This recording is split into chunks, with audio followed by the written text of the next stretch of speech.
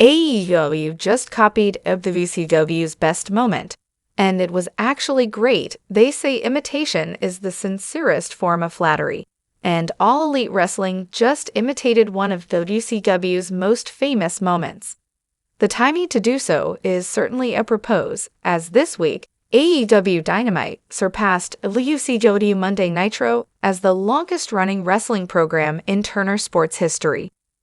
Whether imitating WCW was the intention or not, the timing and execution were nothing less than poetic on AEW's behalf. The ending of the April 16 episode of AEW Dynamite seems to echo the ending of WCW Starrcade 1997. Much like what happened following the main event of Starrcade, the main event of Dynamite saw the underdog babyfaces topple the dominant, seemingly unstoppable heel stable, and in drones, the roster flooded out to celebrate the occasion.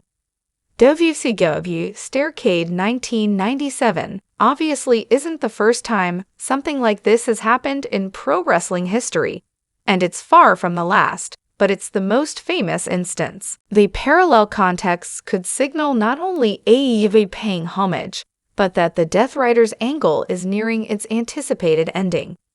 All Elite Wrestling has never been shy about binding itself to World Championship Wrestling. A bulk of its special event names have been lifted directly from WCW's past in an attempt to pay tribute. Bash at the Beach is the most notable example, while Battle of the Belts is outright AEW's equivalent to WCW's Clash of the Champions. Meanwhile, AEW has housed match types made to pay homage to matches that were once exclusive to WCW. The Blood and Guts match is inspired directly by War Games. In addition, AEW has paid respects to the veterans of WCW with special cameo appearances from legends, and in other cases, signing them to major contracts. The biggest of them all is undoubtedly Sting. Not only was AEW able to give Steve Borden his final championship run, but also his retirement match, treating it with the spectacle and gravitas deserving of a man with a 40-year career. AEW has nothing but respect for WCW, and appeared to show much of that respect on the week the company eclipsed the 90s wrestling staple. For the groundbreaking 289th episode of AEW Dynamite, Claudio Castagnoli, Wheeler Yuta, and AEW World Heavyweight Champion Jon Moxley represented the Death Riders in defending the AEW Trios Championship. They defended against the Ops, which comprised Samoa Joe, Katsuyori Shibata, and Powerhouse Hobbs. With an assist from Swerve Strickland, the challengers overthrew the champions, earning a post-match celebration with the babyfaces of the locker room.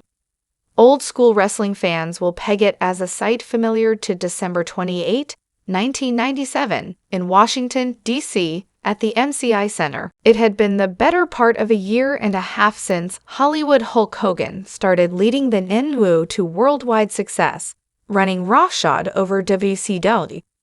Many had tried and failed to topple the top heel staple, and now it was up to the man called Sting to finally oust the New World Order from their seat by claiming the biggest source of their power, the WCW World Heavyweight Championship. Against all odds, the night ended with Sting defeating Hogan and raising his title above his head on the shoulders of his fellow babyfaces in celebration to close out the night. In theory, this moment should have marked the end of the NWO's long stranglehold over the company. That wouldn't be the case, but the symbolism and the sentiment are there for it, hence why the entire locker room of babyfaces poured out to celebrate the moment. These are the same babyfaces who tried time after time, one instance after another, to stop the NWO to no avail. They joined Sting to let out a collective sigh of relief that finally a white knight has come to slay the dragon that is the NWO. While the match itself left a lot to be desired, and the ending would only spark more controversy, this moment is still seen as the culmination of the initial NWO storyline and of Sting's return to the company as his Crow-inspired persona. All Elite Wrestling is dealing with its own dragon that refuses to be slain in the form of the Death Riders. At All Out last September, the Death Riders rose from the ashes of the Blackpool Combat Club, turning heel upon kicking out then BCC member Bryan Danielson. Shortly after, Jon Moxley would defeat Danielson for the AEW World Championship.